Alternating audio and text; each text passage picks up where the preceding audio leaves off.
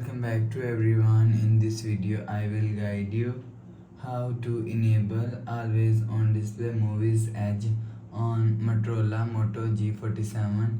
Let's start the video. First of all, go to app library. Here click on Play Store app. After click on Play Store app, click on search, click on keyboard and search Muviz Edge.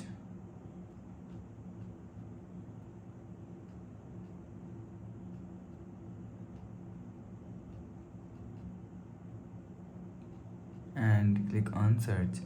After search Muviz Edge, click on install. After click on install, you will see app is installing. Start.